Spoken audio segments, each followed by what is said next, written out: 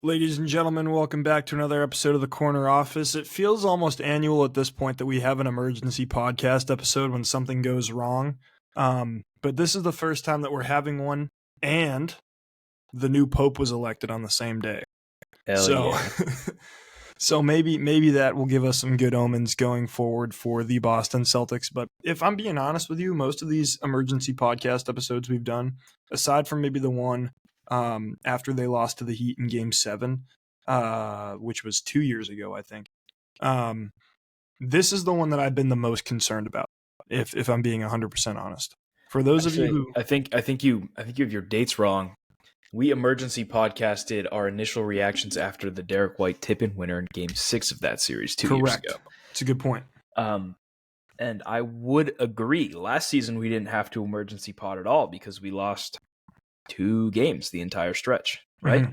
So we've matched that so far in the series, and you're typically a glass half empty guy.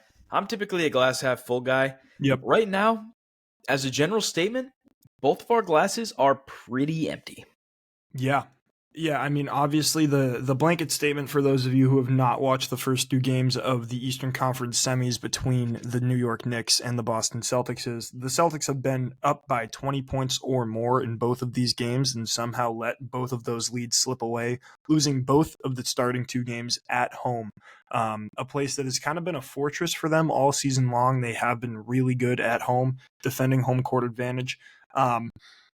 And now you look at this series, and from a pessimist perspective like myself, I say that going into New York, which is one of the harder places to play in the NBA, just particularly, especially the way that we've been shooting the ball the past 2 games, you need to get 1 out of 2 of these games and then pray for a Game 7. Well, if you get 0 out of 2, you are out. Correct. So, I would say that I'm an optimistic person when it comes to the Boston Celtics, and I'm having a hard time pulling positives, right? Because you have to assume that you're going to lose 1 in New York, and if you win 1, then you have to win 3 straight after. Correct. Which is not to say that that's something that we can't do, but playing the way that we are right now certainly seems unimaginable. And I think that this is one of the only times that a Celtics loss has genuinely upset me to the point where I can't look at any of it. Like normally when the Celtics lose a huge game, even when they went down 3-0 to the Heat, I can still look at the game and be like, okay, this is where we will benefit. I have not digested a single piece of basketball information since roughly 10 o'clock last night. Yep. And I think that's a fair reaction. You know what I mean? Like you have a 20-point lead going into the 4th. Obviously, you're on pace to score over 100 points. And just as it is, like simply put, the team has shot themselves in the foot repeatedly. 2 things. I'll note 2 things. First and foremost, the Celtics have been abysmal from 3 this series. I don't think that they've. They're shooting 24 for 100. 24 out of 100. So that's less than 25% from 3. They're literally shooting 24% from 3. Some of these looks are generated open looks, and I understand that, right? Like sometimes when you have an open shot from 3, that is something that you have to do. But I've been hypercritical of the 3-heavy offense all year this season, just because I don't think, 1, it's fun basketball to watch, and 2, I think you have 2 of the biggest matchup nightmares going downhill in Jaylen Brown and Jason Tatum, especially when they're being guarded by guys like Jalen Brunson. Jalen Brunson has been guarding Jason Tatum this series. There is no reason why he can't get downhill, right? And I don't care if you have an open spot up 3. You know what I mean? Like you're not making them. At some point, you have to adjust to what's working. In the first game, you shot 15 for 60 from 3, lost the game by 3. You can't shoot 63s, period. If you're not making shots, you stop shooting them. You find a different look. And I think that this is my second point. The biggest criticism that anyone has had against Joe Mazzulla, including myself up until this point, is number 1, he is not great with the pen. He has had 5 of the best players in the NBA as the starting 5 in Drew Holiday, Derek White, Kristaps Porzingis, Jaylen Brown, and Jason Tatum, and he has put in an offense that has made them be successful. But in a late game scenario, when you have to drop a play for your best player to get the ball, they've had it 2 times now in this series, they have turned it over in the clutch. There is no reason for that. No reason for that. So your first point, I don't agree with your first point because I think that, yes, Shooting 63 pointers in one game is too high of a number, right? Just objectively speaking. Also, I think that if you are going to build your offense around 3-point shooting, you're going to naturally have games where they just don't fall and there's a lid on the rim. That is just going to happen. That should not happen in back-to-back games. Now, I think that it was 60 in game 1, and in game 2 they shot 43 pointers, which is only 9 more than the Knicks. And you're saying that you're overly critical about the way that this offense is drawn up in the sense where all they do is shoot perimeter shots, right? That's what you're critical about. Well, if you're going to ride or die by this coaching philosophy, which all Celtics fans should because it's not going to change, if you shoot 26% from 3 instead of 24 in the first 2 games, you are up 2-0 right now. Yep. You are up 2-0. Going into New York with a chance to sweep the series. So I don't think it's so much about the way that they've played offense, right? And obviously, I agree with pieces of what you've said, right? If the option is a step-back three-pointer or to drive the lane, both of the Jays should take the latter. Right. Absolutely. However, it comes down to execution, and this Celtics team has missed a lot of wide open threes in the first 2 games. Yeah, and but at the same time, if they even hit 2 or 3 of them, it's a 2-0 series, right? I agree with you. I'm just going to cut you off really quickly. At the same time, like, how many of those threes are going to guys that you live with them shooting? You know what I mean? Like, I don't think that the Celtics have a guy on their roster that actually plays meaningful minutes that you are not okay with shooting. I think you live with an Al Horford 3. I think you live with a Drew Holiday 3 if you're the Knicks defense. I think it's okay. I think it's okay. Like, I don't think that at all. I think that I think that if you watch Drew Holiday shoot a 3-pointer, the Knicks will be like, okay, this is the guy that we want on the floor to shoot. But I don't think that as a Celtics fan, you feel unconfident about him shooting it. Okay. It's not like watching Josh Hart shoot 3-pointers, right? Oh, I think it is. I think it's. I don't think it is at all. I think if he misses one, then you are completely nervous that the second one isn't going in. I think that they are both completely field guys, and Josh Hart can kill you in a game like that because teams allow him to shoot 5-6 threes a game. You know what I mean? Like, and sometimes he's going to make 4 out of 8 of them, and sometimes he's going to miss all 4 that he shoots. You know what I mean? Al Horford is the exact same way to me. Same way. He sees one go in, he shoots 5 bad ones. Yeah, I mean, yeah. I'm going to address the second point that you made about Joe Mazzulla with the pen. I think that is a great point.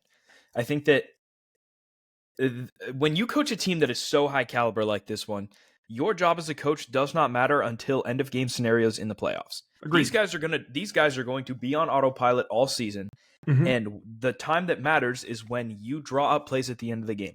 Yep. And the Celtics all season long when they win, they blow teams out. Yeah. So they have not found themselves in many late game situations. Agreed. When we lost game 3 in Orlando, that was a late game situation that we did not figure out and ended horribly. When we lost game 1, we had 2 chances to win the game with the ball in our hand, and both of them resulted in turnovers, or a turnover or just a bad shot, right? Yep. We had a chance to win the game in game 2. The ball had a timeout, 12 seconds left, had a timeout, crossed midcourt with about 6 seconds left. The entire play broke down, and rather than calling a timeout and getting something drawn up, it was let's go fuck around ball. And that is what resulted in a horrible shot to end the game and another Mikal Bridges steal to ice the Celtics. Yeah. The question that I'm going to throw back at you is the Tom Thibodeau roster structure is that you are going to play 7 guys deep and they are all going to play 35 plus minutes. Correct. Every single guy that he's played on the floor has killed us at one point or another in the first 2 games. Correct. So moving forward, looking towards Saturday, how does Joe Mazzulla and the Celtics game plan for this dynamic Knicks team? But I don't think it matters. Like, yeah, at certain points during the series, there have been guys on the Knicks, whether that's Cat, whether that's Brunson, whether that's Mikal, OG, Josh Hart, that have beaten us. You know what I mean? But, like, I think last night you live with the fact that Josh Hart goes for 23 points. I think you live with that because you held Jalen Brunson to 17. Cat didn't have a great game. Mikal Bridges was like 0 for 8 in the first half. The simple answer is that, like, our defense hasn't failed us. We don't have the game plan defensively. You know what I mean? We have held the Knicks to 106 and 91 points this series. That should be enough to win 2 games back to back at home for the highest powered offense in the NBA. So I think defensively you're fine. The answer is you need to game plan for how you're going to keep your guys motivated to win a 20-point game. You know what I mean? It's been a problem with the Celtics for years. Now it's after halftime. We've Yeah, talked agreed. about this for years. Yeah. They come back after halftime, the stadium's a little more empty, and they don't garner the energy from the Celtics crowd, and they blow their 20-point lead, which is just a way to cope with the way that they blew it, right? It's just an excuse, but we have been talking about that for years. It's repeated. It's despicably repeated. It happens every year. There is a game where you look at it and you're like, I don't know how. Simply put, how a coach loses this game for you. Because I'm going to be honest with you, when you're up 20 going into the fourth quarter, or even going into, I don't even know what time. I think it was a little bit. It was like 4 minutes left in the third. Right. If you're up that much, it is on coaching. Simply put, it is on coaching. For you to only score, 14 points for the rest of the game, that is on your coaching. You know, I don't care how many open 3-point looks you have. And if you are 0 for 11 down the stretch, I mean, which the Celtics were, they didn't make a shot in the last 8 minutes of the game. You call a timeout. If you're 0 for, well, they did call a timeout, and they drew up a look that just wasn't good. If you have missed 11 shots in a row, call a timeout, and you should have at least one way to get your best player 2 points and get something rolling. Correct. But they were just settling for the first thing that they got, which is shocking from such an experienced roster. I mean, Jason Tatum is one of the best free throw shooters in the league. He's one of the best free throw shooters in the league. He doesn't shoot free throws during the game because they don't get him downhill. In those late game scenarios, they did yesterday.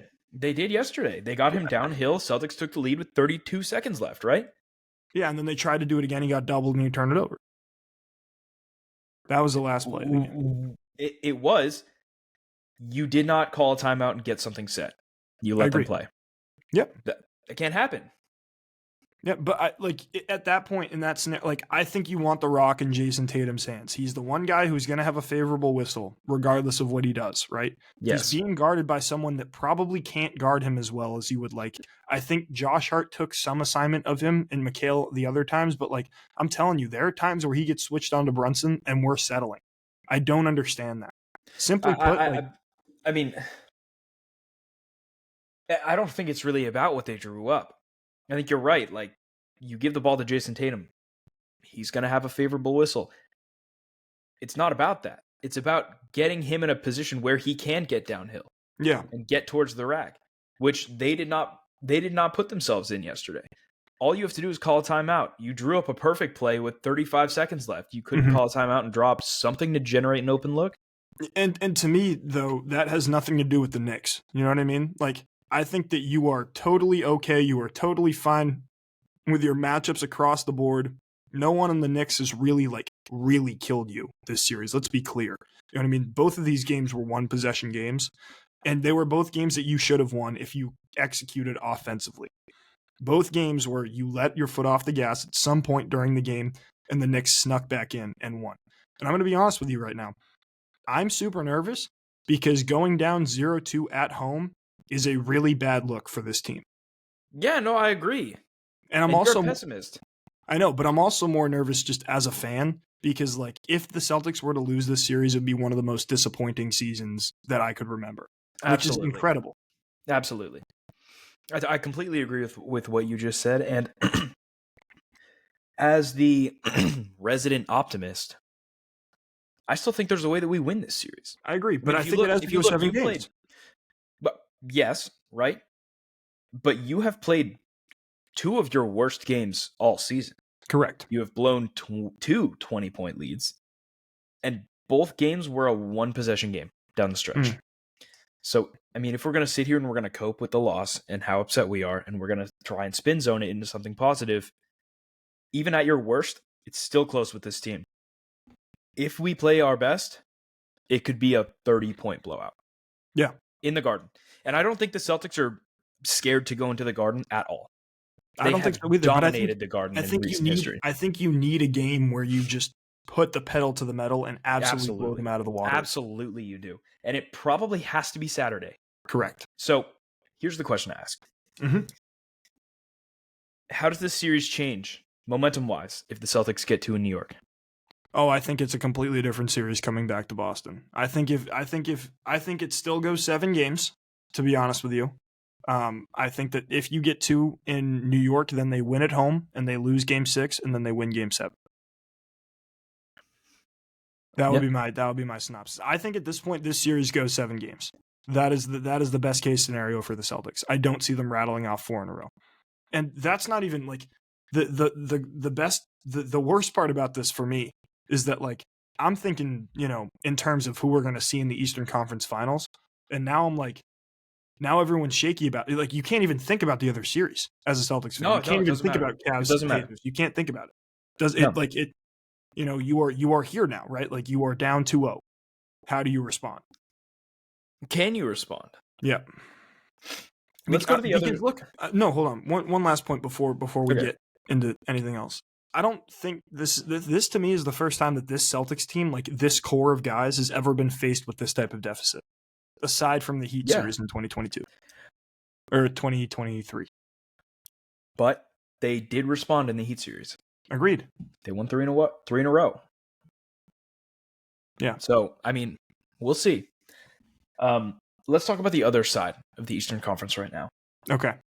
Just as shocking as the Knicks going into Boston and taking 2 is the Indiana Pacers going into Cleveland, beating the number 1, the best record in the NBA, Correct. Second best record in the NBA. 64 games, something like that.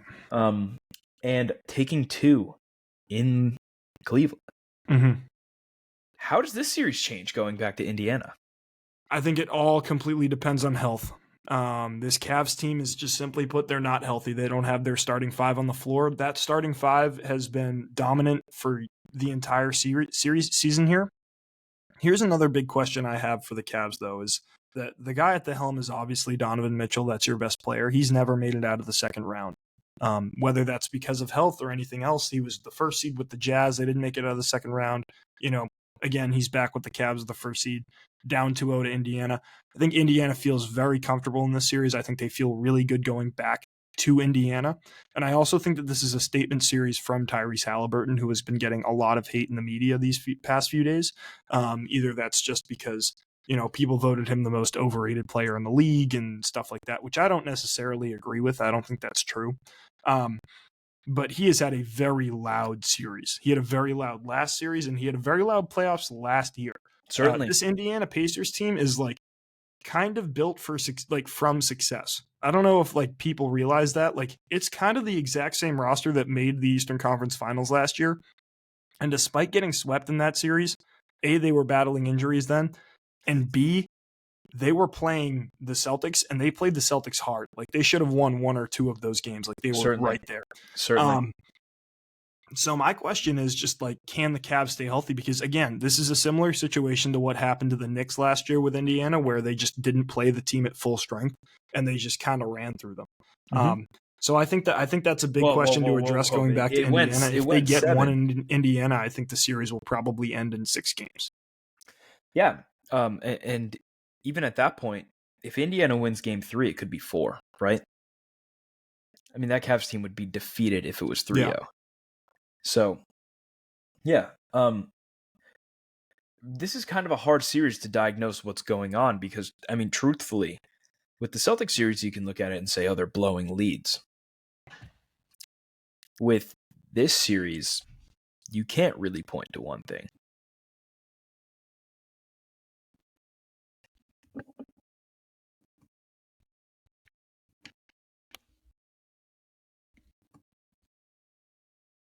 Can you hear me now? Yeah. What just happened? Sorry about that. I don't know. I guess I lost connection. All right, regardless. With the Celtics series, you can look at it and point to blowing 2 20-point leads. With this series, it really just comes down to the Pacers being better down the stretch. Just literally laying it on the table. I think simply put, like, a lot of people haven't realized this, but Tyrese Halliburton in clutch game situations and with under 2 minutes to go, he is like or I think under 1 minute to go, he's like 10 for 11 this season, including the playoffs. Like, he is one of the best clutch performers in the league right now. He was great last series. He iced game 5 for the Pacers, and then obviously he ices games 1 and 2 for the Pacers in this series. He's very dangerous. You know what I mean? And despite the fact that this team doesn't have like a bona fide star, in my opinion, they have some really, really solid players that are always like, could be right there for an all-star game. You know what I mean? Pascal Siakam, Tyrese Halliburton. You have Andrew Nembhard, who plays really good in the playoffs. TJ McConnell also steps it up. Miles Turner, Obi Toppin. Yeah. I mean, they played modern basketball. Yeah. Certainly. Let's move over to the West now. And how big are Aaron Gordon's nuts, dude? Yeah, seriously. They're huge. I mean, the Nuggets being able to go into OKC and take game 1 was cool. Obviously, if you missed it, Aaron Gordon had a wide open driving lane, and then like as like a 32% shooter, jacked a wide open 3 and then iced it with like a second left to beat the Oklahoma City Thunder. Right. They got blown out in game 2, and that is what we should have done against the Knicks. I mean, I agree. The Thunder really just sent a message. Yep. No, I 100% agree with that.